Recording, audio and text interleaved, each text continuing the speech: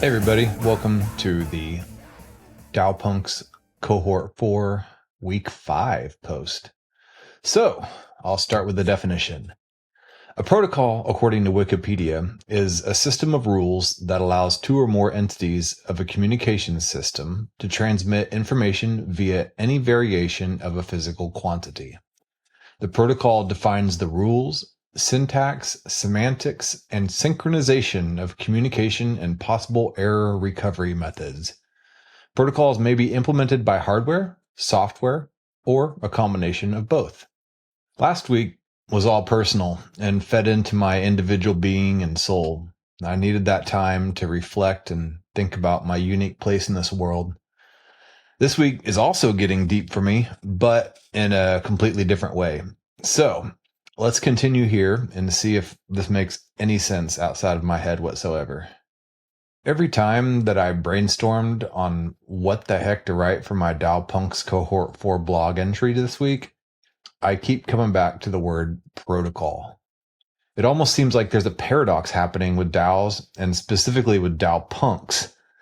So a protocol is a system of rules, but at the same time, a DAO Punk does not find themselves able to work well within the system of rules that govern a corporation. So I suppose the key word here is decentralized. In short, I made for this week's Crypto Sapiens On-Chain Alpha episode with Carl Cervone of opensource.observer. Carl speaks about the counterintuitive nature of protocols. And I made a couple shorts about it. They need a leader with a CEO mindset with a big vision to build the protocol.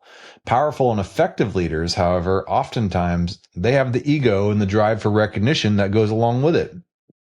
In last week's news, Bloomberg also announced that Merkle, a developer of software for decentralized social media networks founded by two former Coinbase Global Incorporated executives, is close to completing a funding round valuing at $1 billion.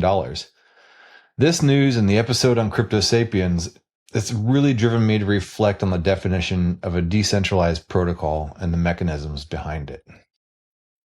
In my last blog entry, I expounded on the virtues of remembrance and preserving stories. Yet, here in the very same blog, just a week later, I'm speaking about builders of protocols who desire nothing more than to be forgotten so that a system may thrive on. It seems like a delicate and nuanced paradox. At what point does a need for a story to be told cross over to becoming an ineffective protocol? I suppose it's when there becomes a reliance on one particular person to execute a process. For a true protocol, one should not be able to remember who the protocol leaders are. The story's no longer them. They've vanished from history, and they are no longer critical to sustain the protocol. My first thought when I heard Carl speaking was about the destruction of the ego. The destruction of the ego is pervasive in many religions and philosophies, including especially Zen Buddhism. Our ego seems to be the only thing holding us back from freeing our souls. In order for our souls to live forever, we have to live in gratitude and in a state of trust outside of ourselves. When we trust in one person or only ourselves, we will always be disappointed at some point. Blockchains are built to be trustless. On page 63 of Chris Dixon's book, Read, Write, Own, he says, in a blockchain, there's no need for a higher authority, no intermediary, no central corporation to oversee transactions. Through their consensus process, blockchains can securely verify the senders of transactions all by themselves, and no one computer has the power to alter the rules. A system or protocol, it keeps everyone honest. We tend to trust what we perceive as honest.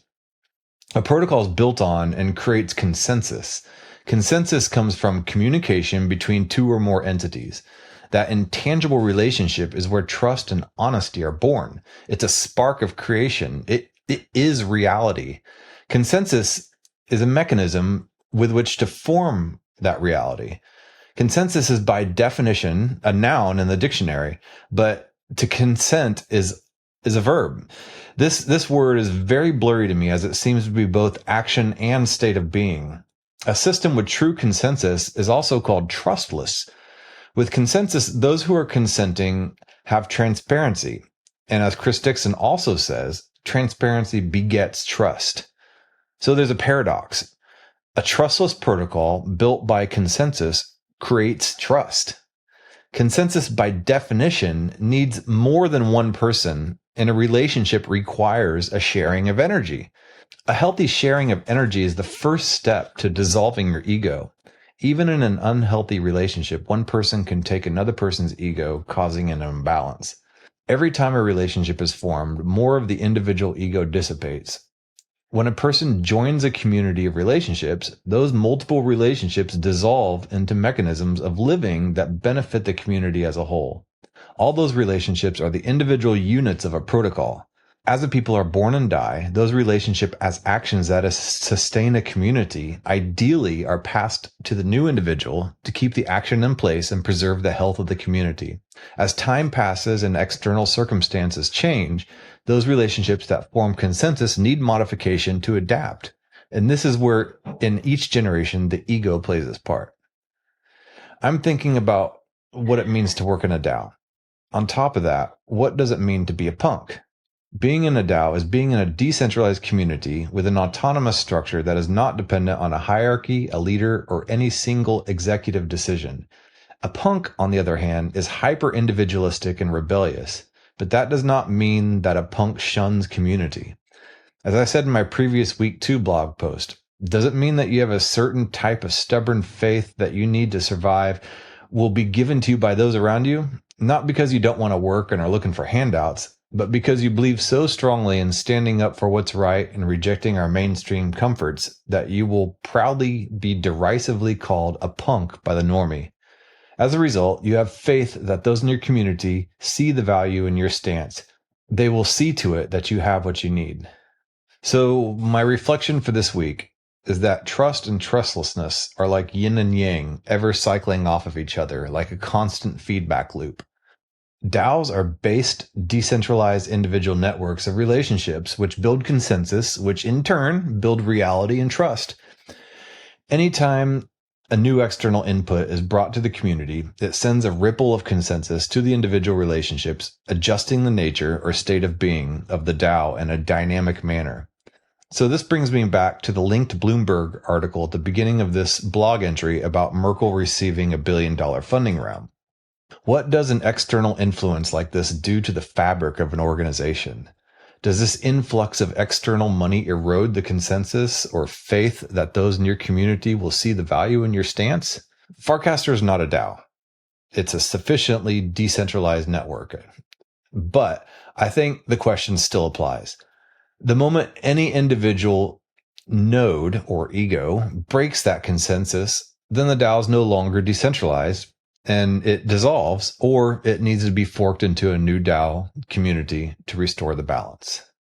Again, I don't have answers to any of these questions, but I think that's kind of the point of this. So, thanks again.